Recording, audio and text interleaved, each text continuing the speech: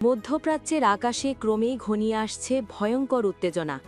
জাহান্নামের দরজা, এই শব্দটাই এখন নতুন করে আতঙ্ক ছড়াচ্ছে ইরানের শত্রুপক্ষের মধ্যে। ইরান সরাসরি হুঁশিয়ারি দিয়েছে তাদের গুরুত্বপূর্ণ অবকাঠামোতে কোনো হামলা হলে আগ্রাসীদের জন্য খুলে যাবে এমন এক দরজা যার পরিণতি হবে ভয়াবহ এবং নিয়ন্ত্রণের বাইরে।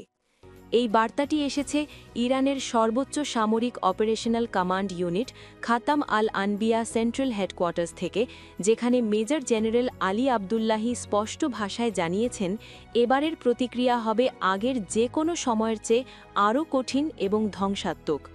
তার বক্তব্য অনুযায়ী যুক্তরাষ্ট্র ও ইসরায়েলের লাগাতার চাপ ও আক্রমণের মুখে ইরান এখন এমন এক অবস্থানে পৌঁছেছে যেখানে পিছু হটার আর কোনো সুযোগ নেই, বরং তারা প্রস্তুত প্রতিটি আঘাতের জবাব আরও বড় আঘাতে দিতে। তিনি সরাসরি ডোনাল্ড ট্রাম্পকে লক্ষ্য করে অভিযোগ করেন যে একের পর এক ব্যর্থতার কারণে মার্কিন নেতৃত্ব হতাশ হয়ে পড়েছে এবং সেই হতাশা থেকেই তারা বেপরোয়া হুমকির পথে হাঁটছে। তবে সবচেয়ে বড় প্রশ্ন এখন, ইরান যে জাহান্নামের দরজা খোলার কথা বলছে সেটার বাস্তব অর্থ কী? বিশ্লেষকদের মতে এটি শুধু কড়া ভাষার হুমকি নয়, বরং এর পেছনে রয়েছে সুপরিকল্পিত সামরিক কৌশলের ইঙ্গিত।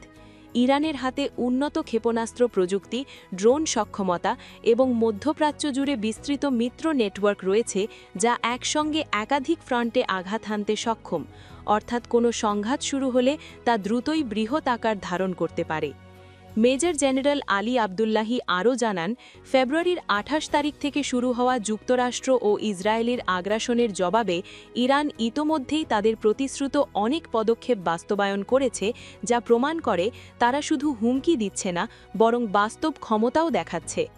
বর্তমানে পরিস্থিতি এক বিপজ্জনক মোড়ে দাঁড়িয়ে আছে, যেখানে একদিকে যুক্তরাষ্ট্রের সম্ভাব্য হামলার হুমকি আর অন্যদিকে ইরানের স্পষ্ট বার্তা সেই হামলা হলে প্রতিক্রিয়া হবে ভয়াবহ এবং ব্যাপক। এই সংঘাত এখন আর সীমান্ত বা সামরিক ঘাঁটির মধ্যেই সীমাবদ্ধ নেই, বরং তা ছড়িয়ে পড়েছে জ্বালানি অবকাঠামো, বৈশ্বিক অর্থনীতি এবং পুরো মধ্যপ্রাচ্যের স্থিতিশীলতার ওপর। বিশেষজ্ঞদের আশঙ্কা, পরিস্থিতি যদি আরও খারাপের দিকে যায় তাহলে এর প্রভাব শুধু এই অঞ্চলে নয়, বরং বিশ্বব্যাপী জ্বালানি বাজার, বাণিজ্য এবং নিরাপত্তা ব্যবস্থাতেও বড় ধরনের অস্থিরতা তৈরি করতে পারে। এখন সবার মনে একটাই প্রশ্ন, যদি সত্যিই ইরান জাহান্নামের দরজা খুলে দেয় তাহলে সেই আগুন কতদূর পর্যন্ত ছড়িয়ে পড়বে? মধ্যপ্রাচ্যের এই উত্তপ্ত পরিস্থিতি এখন গোটা বিশ্বের নজর কেড়েছে, আর সবাই অপেক্ষা করছে পরবর্তী পদক্ষেপ কী হতে যাচ্ছে।